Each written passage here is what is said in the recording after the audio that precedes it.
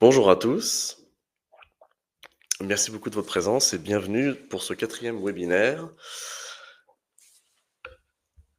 consacré aux aspects pratiques en droit social.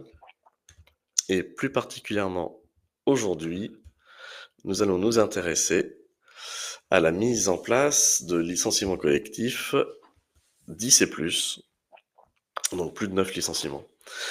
En pratique, vous avez tous en tête quelque chose qui vous vient immédiatement, bien sûr, c'est les mises en place en fait d'un PSE, dès lors que on atteint le seuil de 10 départs sur une même période de 30 jours.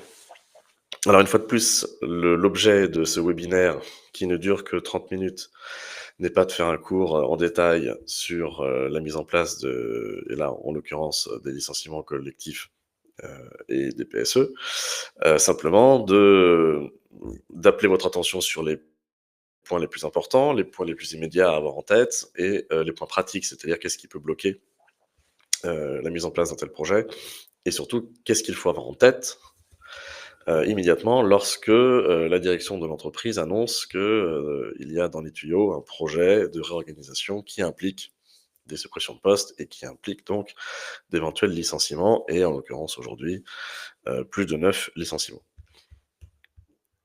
Alors, pour ceux qui étaient là au précédent webinaire, qui concernait les licenciements, les projets de licenciement collectif de moins de 10, eh bien, simplement, j'avais appelé votre attention sur les points et c'est ce que j'ai ici mis dans le slide, la première case, les points à vérifier rapidement, les points qui peuvent faire perdre du temps plus tard si on ne les a pas anticipés. Alors, je vais y revenir très rapidement. L'idée n'est pas de refaire le séminaire de la semaine dernière, bien sûr, mais les points que je vise ici, c'est ceux qu'il convient vraiment pour lesquels il faut faire un check-up tout de suite pour voir s'il y a des chantiers à mettre en œuvre immédiatement, parce que c'est vraiment là où on perd du temps par la suite. Le premier, c'est les catégories professionnelles. Est-ce que vous avez à jour dans vos dossiers une présentation des catégories professionnelles existantes dans l'entreprise? Est-ce que cette présentation est à jour? Si c'est pas le cas, soit parce que vous n'en avez pas, soit parce qu'elle n'est pas à jour, il faut activement et rapidement se mettre, au travail sur le chantier de l'établissement des catégories professionnelles. Parce qu'on s'aperçoit que plus tard, quelques jours après ou quelques semaines après, quand on rédige les documents d'information consultation pour le CSE, eh bien, en fait, on perd beaucoup de temps, enfin, on passe en tout cas beaucoup de temps à l'établissement de ces catégories professionnelles. Donc, plus tôt on lance ce chantier, mieux on se porte. De même pour les critères d'ordre. Hem, Vous savez, bon, pour les licenciements économiques, on doit faire tourner les critères d'ordre dans les fameuses catégories professionnelles que je viens d'évoquer. Les critères d'ordre sont listés par la loi ou par la convention collective, on doit tous les prendre en compte, en tout cas tous ceux qui sont listés par la loi ou par la convention collective. Et le critère, je dirais, le plus sensible et le plus compliqué souvent à mettre en place, c'est celui de l'appréciation des qualités professionnelles. Alors bien souvent, on apprécie ces qualités professionnelles avec les entretiens d'évaluation annuels. Donc la première question à se poser, c'est est-ce qu'on est à jour de ces entretiens d'évaluation annuels?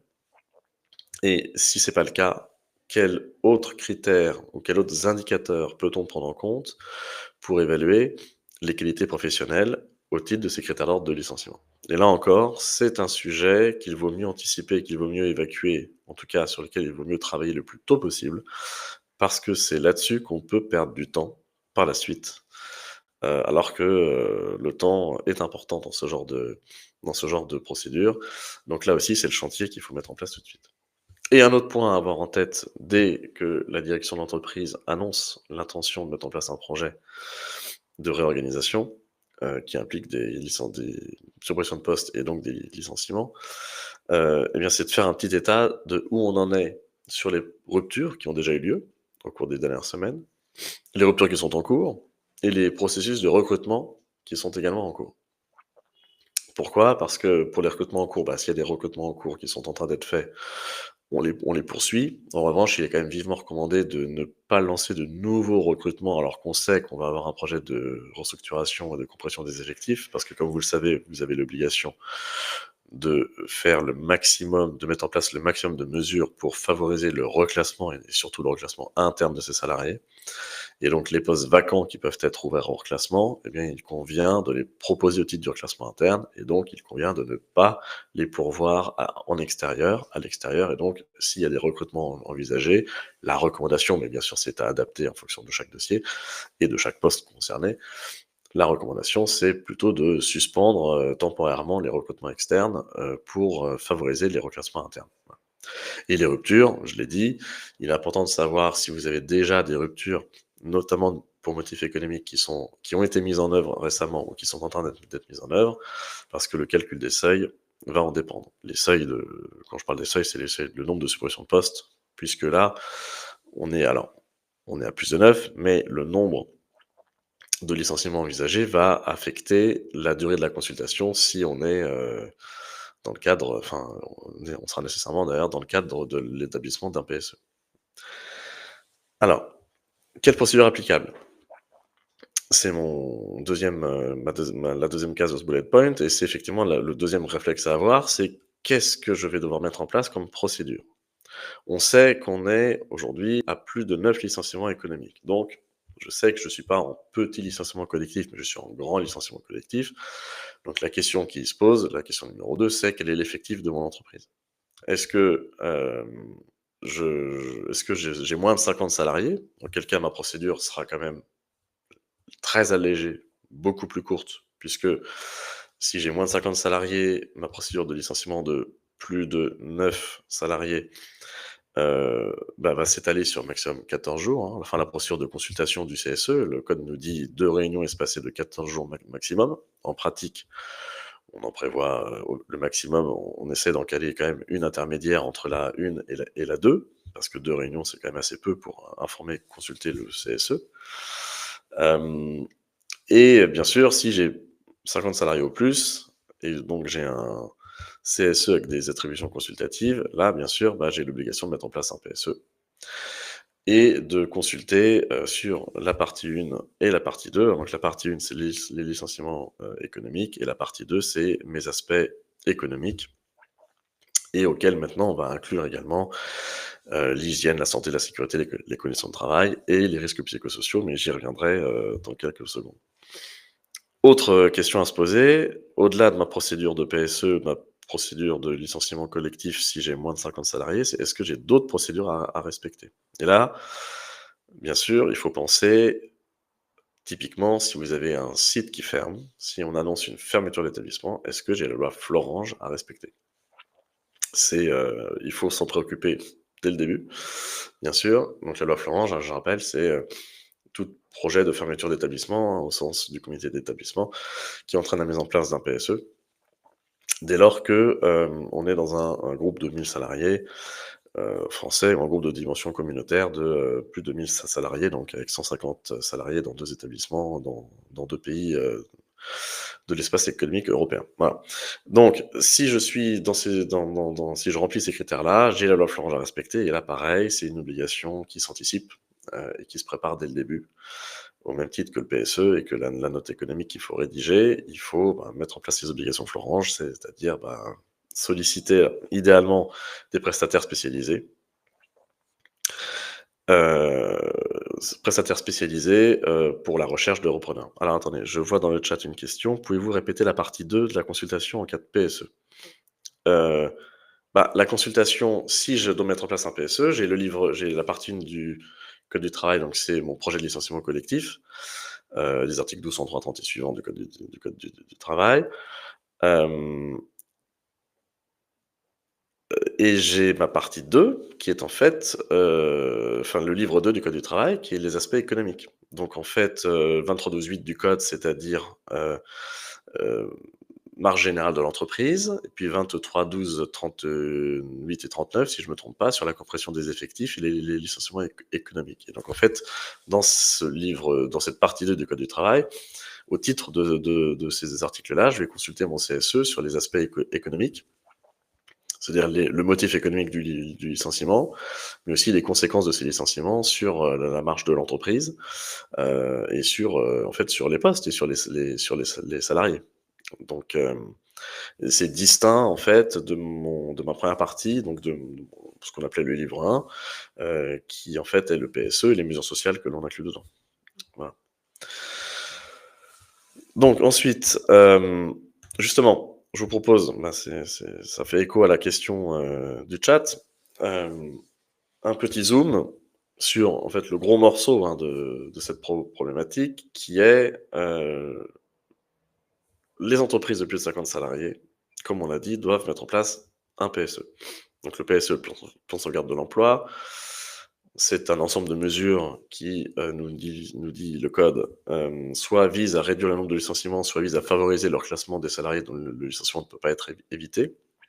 Et vous le savez, depuis, heu, 2013, eh bien, le code nous permet soit d'établir unilatéralement ce PSE, donc l'employeur met en place un plan unilatéral qu'il soumet à la consultation, bien sûr, du CSE, soit on peut négocier ce PSE avec les organisations syndicales représentatives dans l'entreprise. Alors, il y avait au début, quand la loi est parue en 2013, ça fait déjà un certain temps, il y avait, sous l'impulsion du ministère du Travail, une tendance, qui voulait qu'on ouvre une procédure, de négociation préalable du plan de sauvegarde de l'emploi avec les syndicats avant de lancer la consultation, du CSE. Le code d'ailleurs prévoyait expressément que le fait d'ouvrir les négociations des mesures sociales du PSE avec les syndicats n'était pas un délit d'entrave si on n'avait pas encore commencé la consultation du CSE. Bon. En vérité, aujourd'hui, ce qu'on constate, c'est que les entreprises qui souhaitent négocier le PSE lancent les négociations une fois que la consultation du CSE sur le projet est lancée. Ce qui implique donc de négocier le PSE en parallèle de la consultation du CSE. Et donc, ça revient à enserrer et à encadrer les négociations dans une durée qui va de 2 à 4 mois en fonction du nombre de licenciements qui sont envisagés, hein. En fonction du nombre de licenciements, le code nous dit que la procédure de consultation du CSE dure 2, 3 ou 4 mois. Et bien, si on lance les négociations du PSE en parallèle, eh bien, on va négocier pendant cette même durée de 2, 3 ou 4 mois. Et en pratique, qu'est-ce que ça veut dire? Ça veut dire qu'à chaque fois qu'on tient une réunion du CSE, d'une part, en pratique, on présente au CSE le projet de document unilatéral qui est envisagé par l'employeur si jamais les négociations avec les syndicats n'aboutissent pas. Et on les tient informés de l'état des négociations avec les syndicats. Et si on arrive à négocier et à conclure un accord de PSE avec les syndicats, eh bien, on ne consulte pas le CSE sur cet accord de PSE et le document unilatéral que l'on aura présenté, eh bien, ne s'appliquera pas. Alors, sauf bien sûr cas particulier d'accord partiel de PSE, c'est-à-dire si l'accord collectif que vous avez négocié et conclu avec les organisations syndicales représentatives ne couvre pas l'ensemble des aspects qui doivent être inclus dans le PSE. Imaginons par exemple que vos organisations syndicales refusent d'inclure dans l'accord, que sais-je, par exemple, les catégories professionnelles ou les critères d'ordre, par exemple.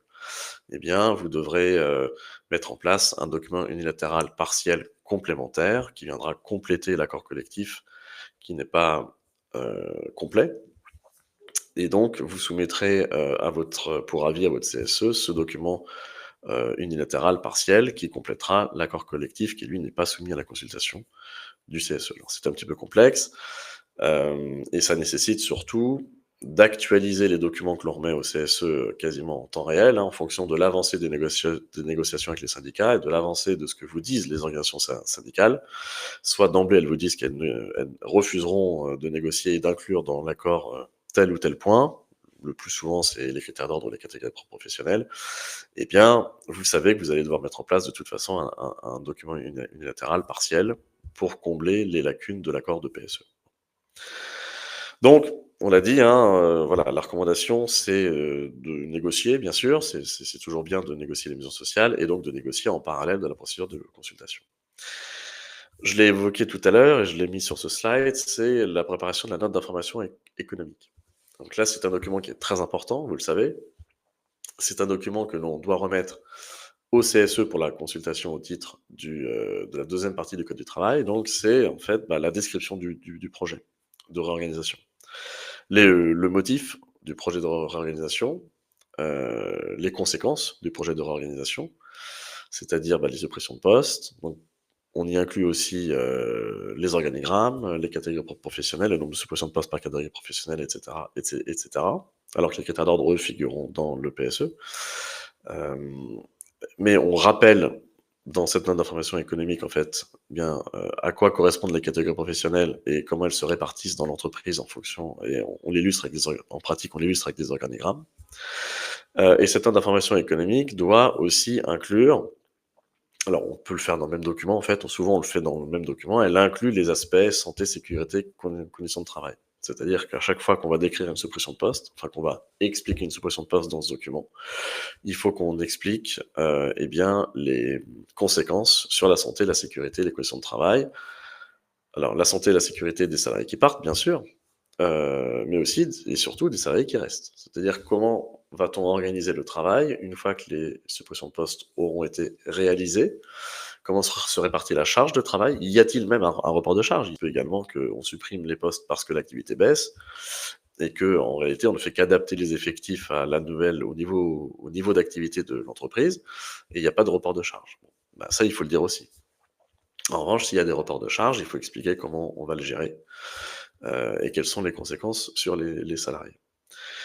J'ai mis un quatrième point, la particularité des risques psychosociaux. Alors bon, c'est un sujet qui a pris une énorme ampleur, enfin qui prend de plus en plus d'ampleur, mais ça y est, je crois que là on arrive, on stabilise un petit peu la jurisprudence, et les recommandations que l'on peut faire sur ce sujet. Vous le savez, il y a eu des arrêts, alors qui n'étaient pas en soi forcément nouveaux, mais qui ont fait grand bruit en mars 2023 du Conseil d'État, qui ont considéré que, l'administration ne pouvait pas homologuer. Alors, les arrêts de 2023 parlaient de l'homologation du document unilatéral, mais en fait, on sait que ça vaut aussi pour la validation des accords collectifs de PSE, mais ne pouvait pas homologuer, de documents unilatéraux de PSE si ces documents de PSE ne contenaient pas d'analyse des risques psychosociaux induits par le projet de réorganisation, d'une part, et ne contenaient pas non plus de mesures propres à faire face à ces risques. Donc soit à les éviter, à les diminuer, et surtout à faire face aux conséquences induites par ces risques sur les salariés. Ce qui veut dire quoi? Ce qui veut dire que, en pratique, en fonction de l'ampleur du projet, mais de plus en plus, si le projet est important, eh bien, il est recommandé quand même de faire appel à des prestataires spécialisés sur l'évaluation des risques psychosociaux. Et ces prestataires vont, en parallèle de la préparation, de la note d'information économique et du PSE, ou en parallèle de la procédure de consultation d'ailleurs, s'ils doivent intervenir dans l'entreprise une fois que le projet est annoncé, eh bien ce prestataire spécialisé va, alors ce sont des psychologues du travail, hein, typiquement des ergonomes, et cetera, ils vont venir, sur site, et faire une analyse, eh bien, des risques psychosociaux induits, poste par poste, quasiment, hein, poste par poste, hem et émettre des recommandations en fonction du risque identifié. Et c'est sur la base de ce que préconise cet expert, eh bien, que l'employeur pourra déterminer les mesures propres à faire face aux risques psychosociaux et à identifier ces risques psychosociaux. Alors, pourquoi je parle de faire appel à un prestataire? C'est que c'est quand même un sujet, hem, quasi médical, en fait, hein, les risques psychosociaux, donc c'est pour ça qu'il vaut mieux avoir des psychologues qui viennent. L'employeur, le département RH des entreprises, voire le département juridique, voilà, est assez peu équipé, en matière de grille d'analyse des risques psychosociaux, voilà, sur cette matière, et donc il est quand même recommandé de faire appel à des spécialistes, en la matière, et plus le projet est important, plus ce sera recommandé de faire appel à ces prestataires extérieurs parce que vous avez un vrai risque à la clé. Le risque étant, eh bien, comme je l'ai dit, que l'administration refuse d'homologuer ou de valider votre plan. Ce qui veut dire en pratique, eh bien, que vous ne pourrez pas le mettre en œuvre. Il faudra recommencer la procédure là où, à partir du moment où on considère qu'elle a commencé à être irrégulière. Alors, en parlant de la procédure, j'ai fait, et je terminerai par là, un slide sur la procédure de PSE, hein. Je zoome là-dessus parce qu'encore une fois, je rappelle très, très brièvement, mais la procédure hors PSE, donc plus de 9 licenciements, sans PSE, donc moins de 50 salariés. En vérité, c'est une procédure qui est très courte, hein. On fait un document qu'on remet au CSE qui inclut, les mesures sociales. En fait, c'est un simili PSE, c'est un mini PSE, donc on a des mesures sociales, enfin, ce que le code appelle des mesures d'ordre économique. On a également l'explication du motif économique, les organigrammes, les critères d'ordre, enfin, bref, quasiment ce qu'il y a dans le PSE, mais les mesures sociales sont nettement allégées, bien sûr. Et surtout, la procédure est plus courte, hein. Elle dure 15 jours, enfin 14 jours maximum entre la R1 et la R2. En pratique, il est quand même recommandé d'en faire plus. Typiquement, vous pouvez faire ce qu'on appelle une R0. Hein, donc, c'est ce qu'on recommande en matière de PSE, mais on le recommande aussi quand il n'y a pas de PSE et que l'entreprise est plus petite. Vous le savez certainement, mais la R0, donc la réunion 0, on recommande de la tenir. Et donc, ce sera mon premier point de ce slide. C'est la réunion qui est convoquée donc, avec le CSE, dont l'ordre du jour est très vague. Et en fait, c'est une réunion au cours de laquelle l'employeur va expliquer aux représentants du personnel, aux membres du CSE, l'existence de ce projet, va remettre les documents, donc note d'information économique, projet de PSE, etc. Et va expliquer au cours de cette réunion le projet. L'idée étant que c'est mieux de permettre aux représentants du personnel d'avoir une explication de vive voix et de leur permettre de poser des questions au moment où le projet est annoncé, plutôt que de faire directement la convocation d'une réunion 1 à laquelle sont joints le projet de PSE et la note d'information économique. Parce que dans cette seconde option, si vous convoquez directement la réunion 1, donc en bonne et due forme, hein, la première réunion visée par le code qui fait courir les délais de consultation, eh bien vos membres du CSE vont se retrouver avec entre les mains un PSE, une note d'information économique. Ils n'auront pas eu de votre part d'explication sur le projet, d'explications sur la procédure, ils n'auront pas pu poser les questions qu'ils pourraient avoir, et donc c'est de nature à déjà être anxiogène et à, je dirais, engager dans des conditions qui ne sont pas les meilleures la procédure de consultation. Donc on recommande en général, et surtout sur les projets sensibles, de tenir une R0. Voilà. Et c'est au cours de cette réunion 0, en tout cas à l'issue de cette réunion 0, que vous allez convoquer la réunion 1, mais les membres du CSE auront déjà entre leurs mains les documents de consultation, et ils auront déjà eu les premières explications, le premier son de cloche de l'entreprise sur le projet qui va être mis en œuvre. Et donc la procédure de consultation, quand même, elle démarre un petit peu mieux. Bon. Donc, une fois qu'on a lancé cette procédure d'information et de consultation, comme je l'ai dit tout à l'heure, en matière de PSE, elle dure de 2 à 4 mois. Donc les seuils, c'est 2, 3 ou 4 mois en fonction du nombre de licenciements. Et bien sûr, quasiment tout le temps, pour ne pas dire tout le temps, le CSE désigne un expert. Voilà. Alors, la désignation de l'expert ne va pas avoir de conséquences sur la durée de la consultation, hein, puisque le délai de 2, 3 ou 4 mois ne change pas. En revanche, bien sûr, l'expertise va générer pour vous des contraintes complémentaires, puisque l'expert va poser des questions, va faire des demandes de documentation, dans des délais qui sont prévus par le code, et il convient bien sûr d'y répondre. D'y répondre dans le détail, pour permettre à l'expert de faire proprement son rapport et de remettre son rapport dans les délais pour que le CSE soit suffisamment éclairé. De même, la DRITS, que vous aurez préalablement informé et voire même notifié du projet de réorganisation, aura le loisir pendant toute la procédure de consultation de vous faire des remarques, des commentaires, voire même de prononcer des injonctions à la demande du CSE pour vous voir donner des informations complémentaires ou modifier le cours de la procédure de consultation.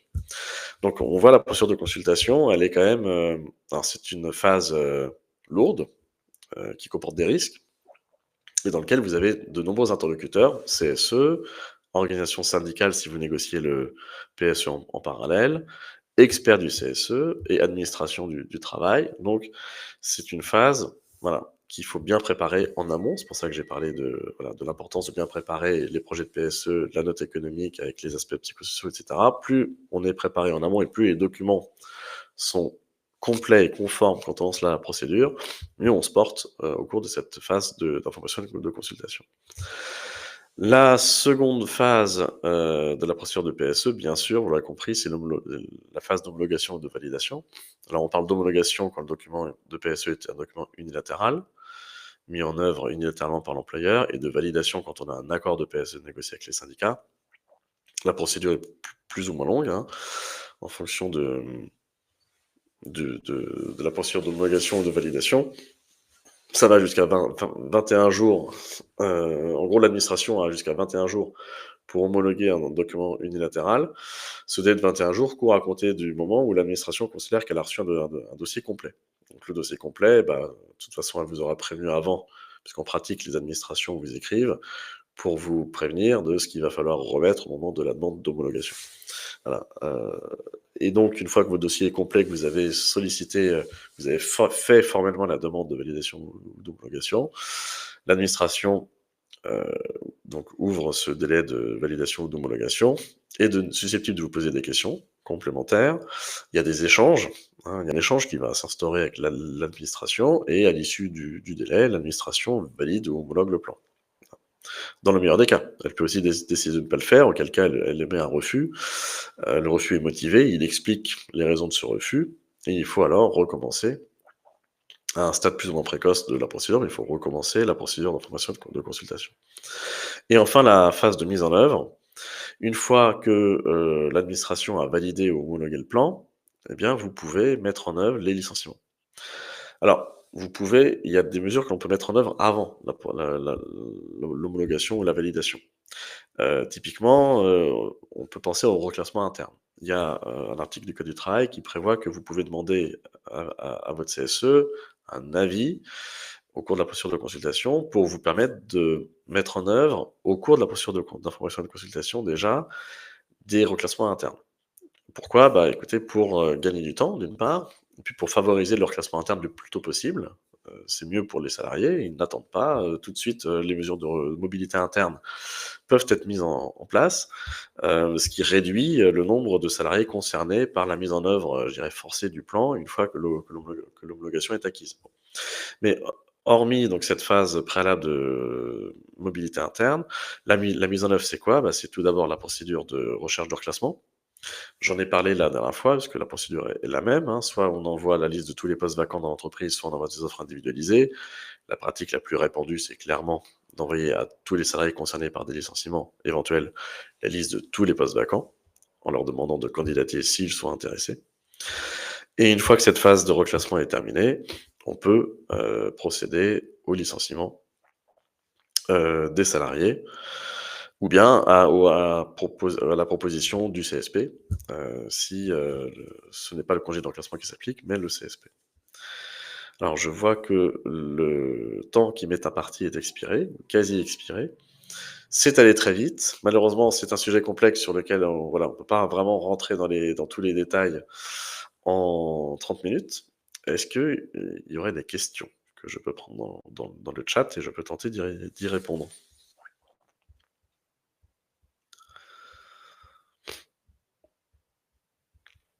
Alors pour le moment, je vois pas de questions. Si vous avez des questions, de toute façon, complémentaires, n'hésitez pas à me contacter. Les coordonnées du cabinet Workwise Avocat s'affichent. Vous avez également mon nom dans la présentation du webinaire. N'hésitez pas à me contacter. Écoutez, il n'y a toujours pas de questions. Bah, sur ce, je vais donc clore ce webinaire. Le prochain webinaire aura lieu dans 15 jours. Le programme figure sur le site de MyRHline et d'autres webinaires seront organisés par la suite. Bah, écoutez, merci beaucoup de votre présence, merci beaucoup de votre participation. N'hésitez pas à me poser des questions si vous en avez. Et je vous souhaite une très bonne journée.